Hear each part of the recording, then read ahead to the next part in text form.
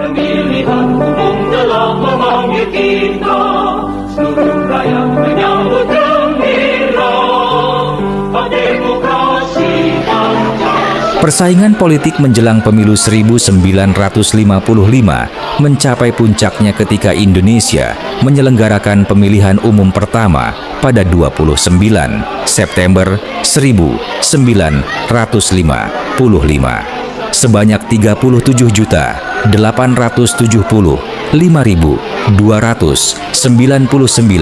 orang menggunakan hak pilihnya, atau sekitar 87,65% dari total pemilih terdaftar. Angka partisipasi yang tinggi ini menunjukkan besarnya antusiasme rakyat terhadap demokrasi yang baru tumbuh di Indonesia. Meski diwarnai berbagai kendala teknis dan ketegangan politik, secara umum pemilu pertama tersebut berlangsung lancar dan menjadi tonggak penting sejarah demokrasi Indonesia. Pemilu diselenggarakan pada masa pemerintahan Kabinet Burhanuddin Harahap yang baru dilantik beberapa bulan sebelumnya.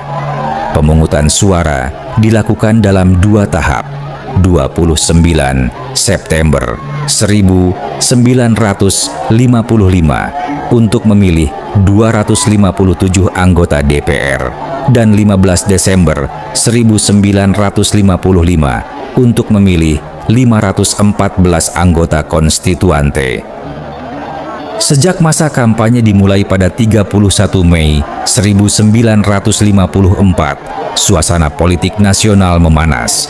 Pertarungan ideologi berlangsung tajam, terutama antara kekuatan Islam dan komunisme yang sama-sama berusaha merebut dukungan rakyat. Kampanye pemilu 1955 berlangsung sangat meriah. Jalan-jalan kota dipenuhi lambang partai, spanduk, baliho, dan poster. Rapat-rapat raksasa yang kala itu dikenal sebagai rapat samudra digelar hampir di setiap daerah. Bahkan beberapa partai mulai menggunakan media modern seperti pemutaran film untuk menarik simpati massa. Simbol-simbol partai menghiasi ruang publik. Banteng milik PNI, bulan bintang Masyumi, bola dunia NU, hingga palu arit PKI. 4 partai besar paling menonjol dalam kampanye ialah PNI, Masyumi, NU, dan PKI. Masing-masing memiliki strategi berbeda. PNI memanfaatkan jaringan birokrasi dan aparat desa untuk menjangkau pemilih hingga pelosok.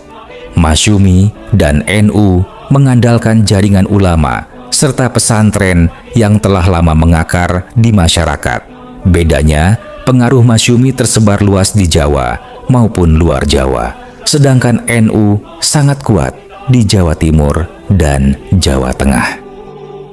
Sementara itu, PKI tampil sebagai kekuatan baru yang sangat aktif di kawasan perkotaan. Partai ini memiliki jaringan organisasi massa yang solid, terutama di kalangan buruh dan tani. Organisasi-organisasi seperti ISOBSI dan BTI menjadi tulang punggung mobilisasi massa PKI. Di kota-kota besar, pertarungan paling keras seringkali terjadi antara PKI dan Masyumi. Rapat umum menjadi arena utama adu pengaruh antar partai.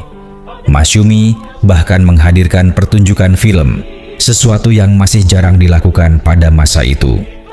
Salah satu film yang diputar adalah dokumentasi kunjungan Muhammad Natsir ke Sulawesi. Tokoh-tokoh seperti Kiai Haji Isa Ansyari, Syarif Usman, hingga Nyonya Saleha Tabrani tampil sebagai juru kampanye utama dalam rapat-rapat akbar Masyumi. Suasana kampanye dipenuhi retorika dan slogan-slogan yang membakar emosi massa. Sebelum pidato dimulai, lagu-lagu partai diperdengarkan. Masyumi membuka rapat dengan salam Assalamualaikum, PNI dengan pekik Merdeka, sedangkan PKI meneriakan bebas. Dialog-dialog propaganda pun sering terdengar di tengah massa. Salah satu yang terkenal dibawakan Dalari Umar. Palu arit, dikubur, pala banteng, di dapur, bulan bintang, di luhur. tema anti-komunisme menjadi senjata utama partai-partai Islam, terutama Masyumi. Fatwa Dewan Syuro Masyumi tentang bahaya komunisme dijadikan dasar kampanye politik mereka. Kiai Haji Isa Ansyari dikenal sebagai orator yang sangat keras dan frontal dalam menyerang PKI. Bahkan, Soekarno tak luput dari kritik tajamnya. Dalam salah satu pidato di Taman Wijaya Kusuma, ia mengecam pemerintah karena membiarkan film-film dansa barat diputar di bioskop Jakarta. Tokoh Masyumi lain seperti Sukiman Wiryo Sanjoyo juga mengingatkan umat Islam agar waspada terhadap komunisme. Dalam kampanye di Garut pada September 1955, ia menyerukan agar umat Islam menjaga persatuan dan tidak terprovokasi. Namun, dibanding Sukiman, gaya Kiai Haji Isa Ansyari jauh lebih keras. Ia bahkan menyebut komunisme sebagai kekuatan kafir dan ancaman bagi umat Islam. Berbeda dengan gaya keras tersebut, Syarif Usman mengambil pendekatan lebih lunak. Dalam pidatonya di Solo pada April 1955, ia mengajak anggota organisasi-organisasi kiri seperti Esobsi dan Gerwani untuk kembali ke organisasi Islam. Menurutnya, seruan itu bukan karena kebencian terhadap kaum komunis, melainkan rasa prihatin terhadap umat Islam yang dianggap tersesat secara ideologi. Sementara itu, NU mengusung 4 tema utama dalam kampanyenya: kesetiaan kepada Republik Indonesia, kerjasama Islam dan nasionalis, penolakan terhadap komunisme dan ateisme, serta pembelaan terhadap hak-hak dasar manusia seperti agama, jiwa, harta, akal, keturunan, dan kehormatan. PKI tidak tinggal diam menghadapi serangan partai-partai Islam. Dalam rapat-rapat umum mereka, tokoh-tokoh PKI membalas dengan propaganda yang menyerang Masyumi dan kelompok Islam. Menurut kesaksian Ridwan Saidi, juru kampanye PKI kerap menuduh tokoh-tokoh Masyumi hidup bergaya barat dan gemar berpesta dansa. Bahkan mereka mengejek bahwa jika partai Islam menang, lapangan Banteng akan diubah menjadi lapangan onta, sedangkan lagu Indonesia Raya akan diganti dengan lagu-lagu Arab. Di Surabaya, persaingan antara kelompok komunis dan front anti-komunis berlangsung sangat sengit. Kampanye PKI dimeriahkan dengan pertunjukan ludruk dan pertandingan tinju di kawasan-kawasan kumuh. Sementara di tempat lain, ribuan orang berkumpul mendengarkan pidato tokoh-tokoh Islam yang berapi-api. Banyak warga sebenarnya datang bukan semata mencari arah politik, melainkan juga hiburan. PKI sangat piawai memanfaatkan seni dan budaya sebagai alat propaganda. Di Surakarta, pada Februari 1955, mereka menggelar rapat umum yang diselingi pertunjukan drama dan musik dari kelompok seni binaan Lekra. Lagu-lagu perjuangan seperti Pangkur Palu Arit diperdengarkan untuk membangkitkan semangat massa. Persaingan simbolik juga terlihat dalam gaya kampanye para tokohnya. Ketika Kiai Haji Isa Ansyari disambut iring-iringan mobil mewah di Jawa Tengah, PKI mengejeknya sebagai simbol kaum borjuis. Sebagai tandingan, Dipa Nusantara Aidit datang menggunakan oplet agar terlihat dekat dengan rakyat kecil. Nahdlatul Ulama kemudian membalas dengan menghadirkan Idham Khalid yang dibonceng sepeda motor. PKI juga membangun citra sebagai partai kaum miskin. Menurut Ridwan Saidi, kader-kader pemuda rakyat kerap tampil dengan pakaian compang-camping sambil membawa golok, rantai, dan pentungan. Retorika mereka menyoroti ketimpangan sosial, pembagian tanah, dan penderitaan rakyat kecil. Di Jakarta, PKI bahkan berusaha menggalang dukungan kaum gelandangan yang tinggal di kawasan Rumah Keong di depan Istana Negara. Di perkotaan, orientasi politik masyarakat terlihat jelas dari simbol-simbol yang dipasang di rumah atau warung. Pendukung komunis memasang foto Mao Zedong atau Vladimir Lenin. Pendukung anti-komunis memasang foto Chiang Kai-shek. Sementara itu, pendukung IPKI, Ikatan Pendukung Kemerdekaan Indonesia, menggantung foto Abdul Haris Nasution. Sementara, keluarga pendukung NU atau Masyumi sering memasang gambar burak di rumah mereka. Persaingan politik juga merambah hingga desa-desa terpencil. Kepala desa, ulama, bahkan dukun menjadi figur penting dalam menentukan arah dukungan masyarakat. PNI umumnya kuat melalui aparat desa, Masyumi melalui jaringan ulama, sedangkan PKI memperoleh pengaruh lewat organisasi tani dan aksi-aksi sosial mereka. Soliditas organisasi menjadi salah satu kekuatan utama PKI. Di bawah kepemimpinan Dipa Nusantara Aidit, jumlah anggota partai meningkat drastis dari sekitar 7.900 orang pada 1952 menjadi 1 juta anggota pada Februari 1956. Hal ini membuat PKI tampil sebagai salah satu kekuatan politik terbesar di Indonesia. Di sisi lain, Masyumi memandang pemilu 1955 sebagai perjuangan penting bagi politik Islam. Pada 24 Februari 1953, Majelis Syura Masyumi mengeluarkan fatwa bahwa mengikuti pemilu hukumnya wajib bagi umat Islam. Melalui brosur-brosur seperti Waspadalah Menjelang Pemilihan Umum dan Kami Memanggil, Masyumi mengingatkan umat Islam tentang bahaya komunisme dan mengajak mereka kembali kepada Islam. Sebaliknya, PKI menyerang Masyumi dan PSI sebagai antek kapitalisme dan imperialisme Barat.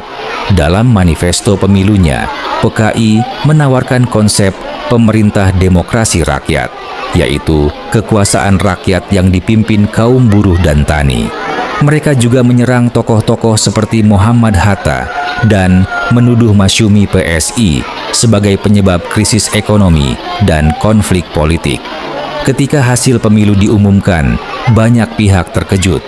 Partai Nasional Indonesia keluar sebagai pemenang dengan 8.434.653 suara. Karisma Soekarno menjadi salah satu faktor utama kemenangan PNI. Masyumi berada di posisi kedua dengan 7.903.886 suara dan memperoleh 57 kursi DPR, sama dengan PNI. Namun, suara Masyumi tergerus oleh NU yang berhasil meraih 45 kursi. PKI menempati posisi keempat dengan 6.176.914 suara dan memperoleh 39 kursi. Hasil pemilu 1955 kemudian mengubah peta politik Indonesia. Masyumi terbukti memiliki dukungan yang tersebar luas di berbagai daerah. NU menguat di Jawa Timur dan Jawa Tengah, sedangkan PKI berhasil membangun basis besar di Jawa hanya dalam waktu singkat. Kemenangan besar ini membuat PKI semakin percaya diri sebagai kekuatan politik nasional. Bagi Muhammad Natsir, hasil pemilu menjadi kenyataan pahit. Ia menyadari bahwa umat Islam ternyata tidak seluruhnya mendukung partai-partai Islam. Sebaliknya, Partai Komunis Indonesia menyambut hasil tersebut dengan penuh optimisme. Mereka menganggap keberhasilan itu sebagai bukti kuatnya dukungan kaum buruh, tani, dan rakyat kecil terhadap perjuangan PKI. Pemilu 1955 akhirnya bukan sekadar pesta demokrasi pertama Indonesia, melainkan juga panggung pertarungan ideologi terbesar dalam sejarah politik nasional. Persaingan yang sengit antara nasionalisme, Islam, dan komunisme membentuk konstelasi politik baru yang kelak sangat memengaruhi perjalanan Indonesia pada tahun-tahun berikutnya. Pemilu Indonesia 1955 menjadi tonggak penting dalam perjalanan demokrasi Indonesia setelah kemerdekaan. Untuk pertama kalinya, rakyat Indonesia dari berbagai latar belakang politik, agama, ideologi, dan golongan diberi kesempatan menentukan arah negara melalui pemungutan suara yang berlangsung secara terbuka dan kompetitif. Pemilu ini tidak hanya menjadi ajang perebutan kekuasaan, tetapi juga cermin semangat demokrasi yang sedang tumbuh di tengah bangsa yang baru merdeka. Pelaksanaan pemilu berlangsung dalam 2 tahap.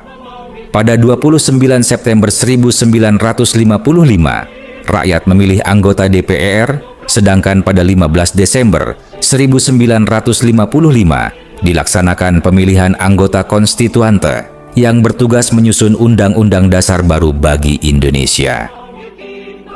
Pemilu ini diselenggarakan berdasarkan Undang-Undang Nomor 7 Tahun 1953 yang menjadi landasan hukum bagi pelaksanaan pemilihan umum nasional pertama di Indonesia. Besarnya antusiasme masyarakat terlihat dari banyaknya peserta yang ikut bertarung. Tercatat ada 36 partai politik, 34 organisasi massa, dan 48 calon perseorangan yang mencalonkan diri untuk anggota DPR. Secara keseluruhan, lebih dari 100 kontestan ikut meramaikan pemilu tersebut. Situasi ini menunjukkan bahwa kehidupan politik Indonesia pada masa itu sangat dinamis. Beragam gagasan dan kepentingan hidup berdampingan dalam ruang demokrasi yang relatif terbuka. Dari hasil pemungutan suara, muncul 4 kekuatan politik besar yang mendominasi parlemen, yaitu Partai Nasional Indonesia, Masyumi, Nahdlatul Ulama, dan Partai Komunis Indonesia. Keempat partai ini mencerminkan keragaman arus pemikiran yang berkembang di Indonesia saat itu: nasionalisme, Islam politik, tradisionalisme keagamaan, hingga sosialisme komunisme. Tidak ada satu kekuatan yang benar-benar dominan mutlak, sehingga pemerintahan setelah pemilu harus dibangun melalui kompromi dan kerja sama politik. Pemilu 1955 sering dikenang sebagai salah satu pemilu paling demokratis dalam sejarah Indonesia. Prosesnya dilaksanakan dengan asas langsung, umum, bebas, rahasia, jujur, dan adil. Di tengah keterbatasan infrastruktur dan kondisi negara yang masih muda, pemerintah mampu menyelenggarakan pemilu berskala nasional dengan tingkat partisipasi yang tinggi. Hal ini menjadi bukti bahwa semangat demokrasi telah tumbuh kuat di tengah masyarakat Indonesia sejak awal kemerdekaan. Namun, pemilu 1955 juga memberi pelajaran penting tentang tantangan demokrasi. Banyaknya partai dan kuatnya perbedaan ideologi membuat pemerintahan sering menghadapi ketidakstabilan politik. Kabinet mudah jatuh, perdebatan di konstituante berlangsung panjang, dan cita-cita menyusun konstitusi baru tidak pernah benar-benar tercapai. Situasi inilah yang kemudian ikut mendorong lahirnya demokrasi terpimpin pada akhir 1950-an. Meski demikian, warisan terbesar pemilu 1955 bukan hanya soal hasil politiknya, melainkan tentang keyakinan bahwa rakyat memiliki hak menentukan masa depan bangsanya sendiri. Pemilu tersebut menjadi pengingat bahwa demokrasi Indonesia pernah tumbuh dalam suasana keterbukaan, persaingan gagasan, dan partisipasi rakyat yang luas. Dari sana, sejarah mengajarkan bahwa demokrasi bukan sekadar memilih pemimpin, tetapi juga menjaga ruang dialog, menghargai perbedaan, dan membangun persatuan di tengah keberagaman.